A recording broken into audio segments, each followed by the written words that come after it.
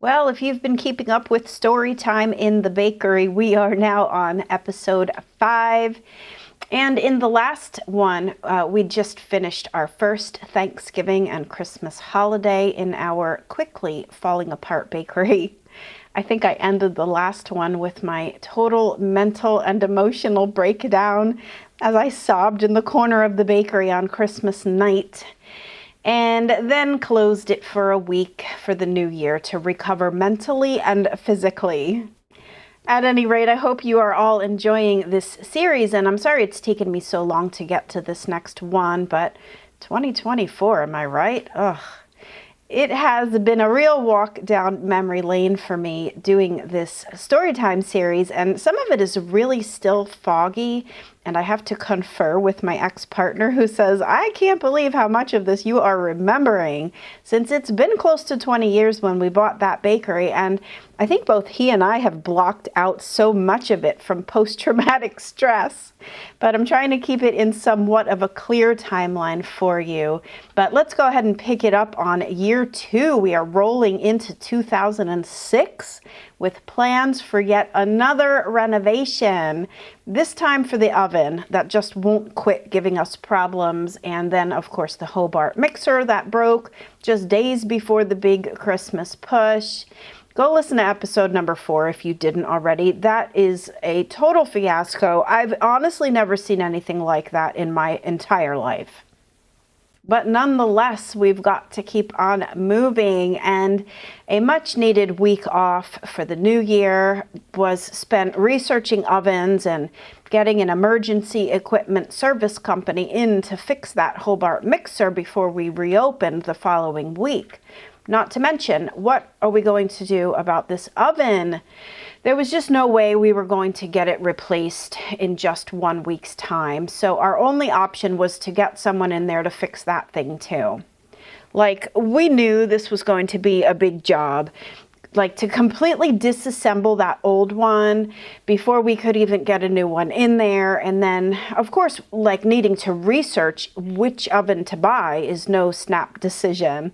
So we planned for another week to close in the summer, like maybe July or August, which would give us time to save more money too. So luckily, my connections in the diner once again came in handy because my old boss knew someone who could fix those gigantic 100-year-old rotating deck ovens, since that was the same kind of oven that he had in his bakery at the diner.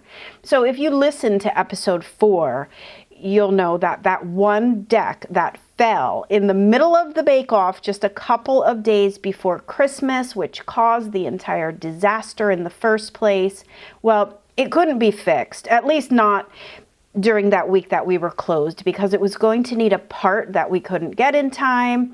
So we just decided to pull out that entire configuration and then just operate the oven with 4 decks instead of 5 until we could just get a whole new oven. There really was no sense in spending all that extra money for parts and solid fixes, knowing that the whole thing was going out the door eventually. And I know many of you might be thinking, oh my God, are you nuts? Just close the bakery for longer and get this thing done and over with. Like, why try to make it through 7 more months of this dang oven that I'm sure you are all hating just as much as I am right now? But remember, we had just put a ton of money in for that first renovation only 4 months earlier. And we definitely needed more time to save up more money, not to mention research which oven we were going with. But we eventually decided to go with an Empire brand oven, which way back in 2006 was about $35,000. Yeah, this oven was going to have to be built inside the bakery, but not before the old one was gone, which presented another small nightmare in itself, which we ended up hiring a company that specialized in this type of thing, and they demolished that old oven and took it out piece by piece, and that was the best day of my life to see that thing go. But once again, I've jumped ahead and I'm already talking about July and this second renovation, so let me just rewind back to the winter of 2006, and after we had our 2 things fixed and reopened in January, January next to July and August in the town that my bakery was in were the worst possible months. Like, talk about slow. And as you know, most people go on a diet after the holidays, so all the cakes and the extra sweets go out the window. Not to mention, holidays usually mean overspending for a lot of people, and so the customers were also tightening up their wallets too. This puts a spotlight on the financial part of owning a business, and so here we are with a full staff and half the amount of production to do. The rent's still due, the electricity is still on, and everything else that is static is still due, so you really do feel it. But I've never been one to just start laying people off just because the business is slow. I do believe that after working like that craziness for months on end, everyone deserves to slow it down a little bit, and it all evens out in the middle at some point. But this is also a really great time to start cleaning like we've never cleaned before, and so that's always a good use of the employees' time. Additionally, I've always been one to use this time of the year to create new menu options, test recipes, and of course there was the ongoing research of that oven and the projected renovation to plan, so this all kept Drew and I busy. Now, I don't think I mentioned in earlier episodes because there's just been so much talk about putting out fires in every direction that I never got a chance to talk about the actual products we were selling. Way back in episode 2, I think, when I talked about how we bought an existing bakery, which meant we literally walked in the first day as the new owners and it was business as usual. All the employees were the same, the menu and the recipes and the production processes were the same. The only thing that was different was me and my partner walked in replacing good old Mario.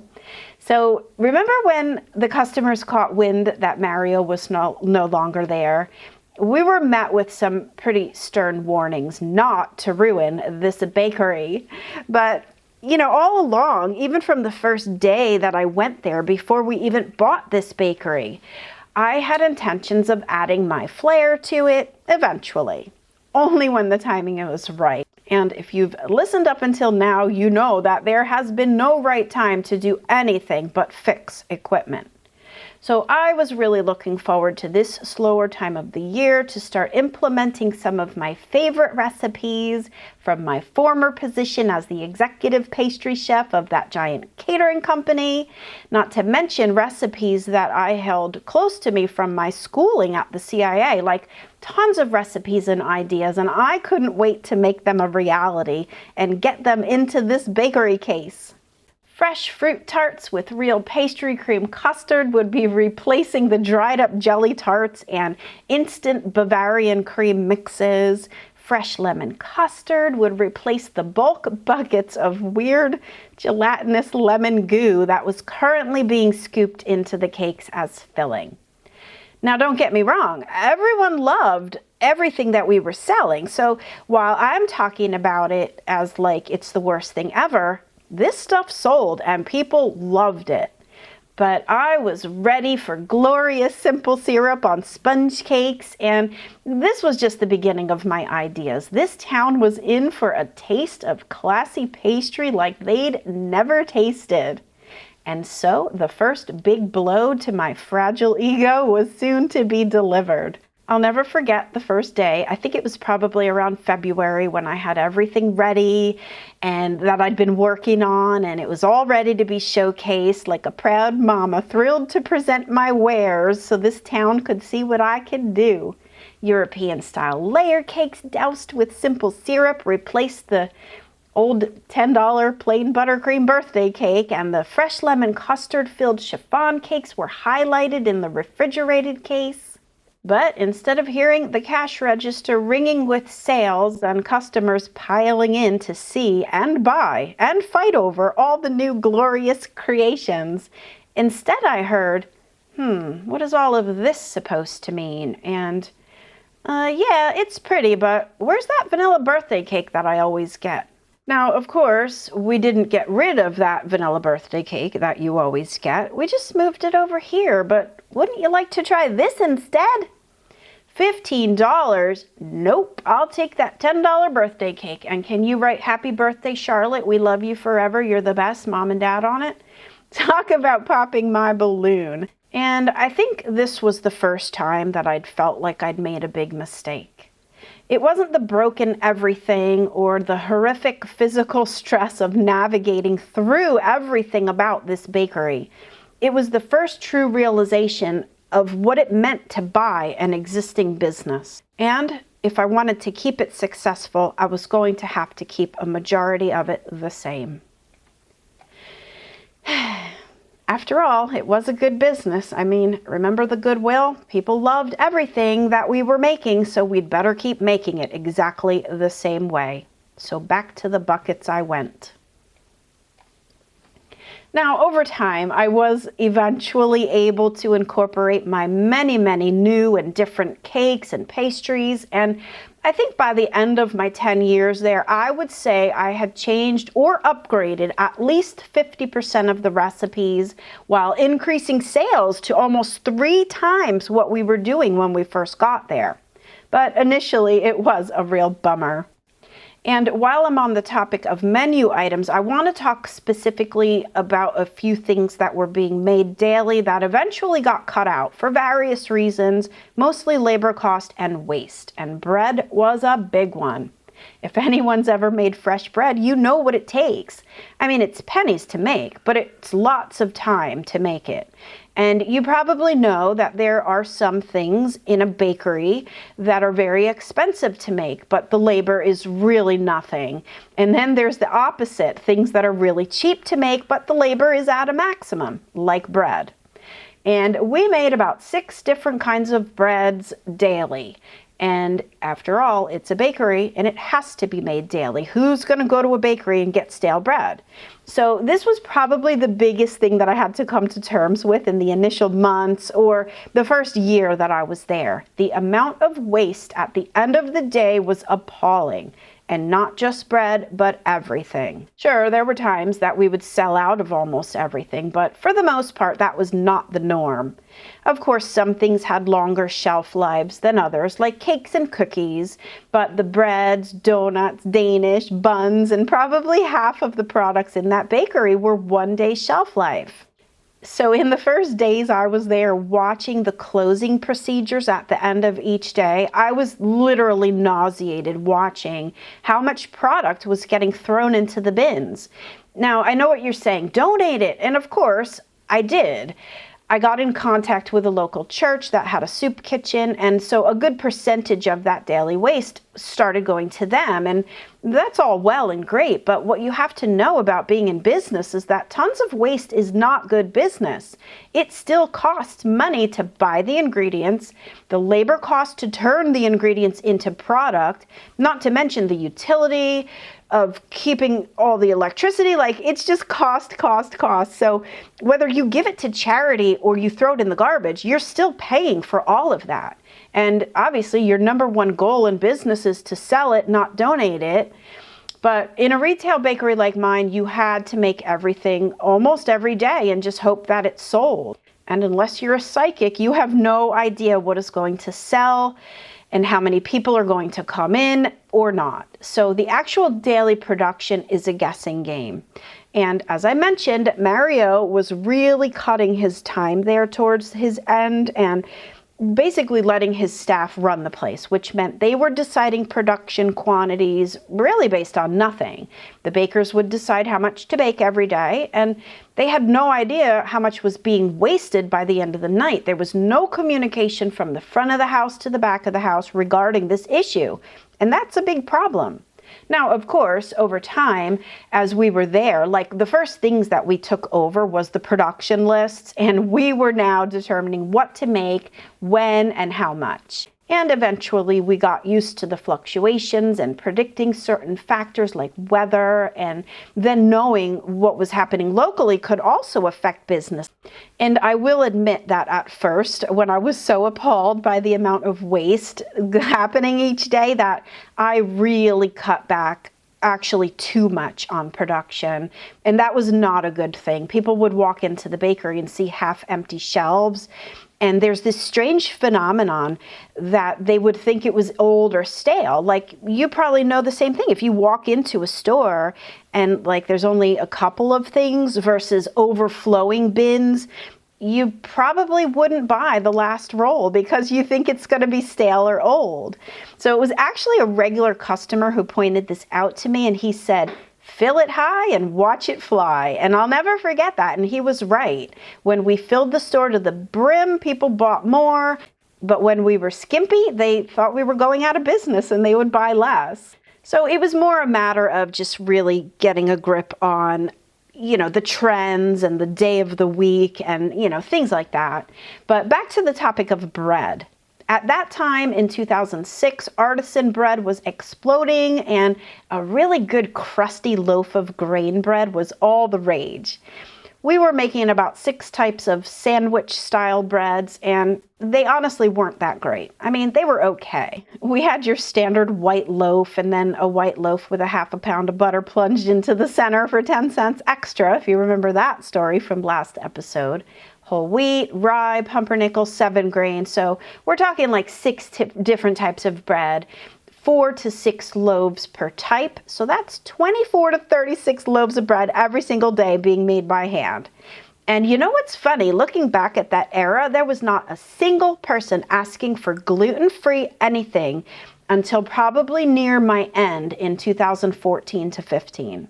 We also made bagels and donuts, and those were actually really good. Like, oh my God, I ate so many bagels and donuts. Dozens of bagels, everything bagels, wheat, plain, cinnamon raisin, pumpernickel, sesame poppy, and then there were the donuts. Probably we'd make about 6 dozen a day on the weekdays, and then double or triple that on the weekends with glazed, chocolate glazed, jelly filled, powder cream filled, Boston cream, crullers.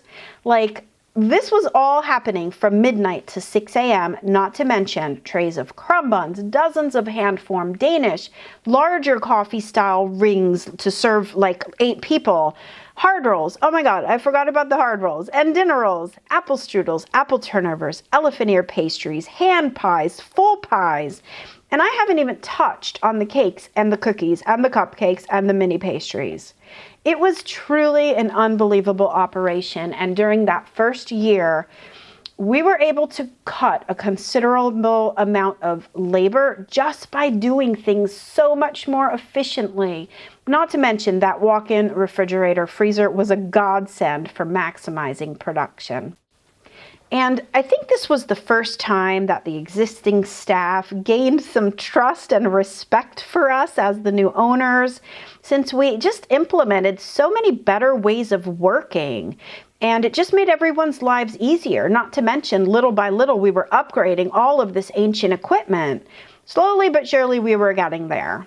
But real quick, back to the bread, not to belabor this subject, but I think I saw the writing on the wall with the whole bread line anyway. It just wasn't a good business move. I've always said, you just can't be all things to all people. And at $3 a loaf for hours of labor with tons of waste, by the end of year 2, the bread line went goodbye. Except for holidays when we would take special orders for certain loaves like challah and rye bread and Irish soda bread. But yeah, the bread was gone after probably 2 years. Donuts were another high labor item that sold for pennies, and I didn't necessarily want to get rid of the donuts, but to see dozens of them going into the garbage at night, again, was nauseating.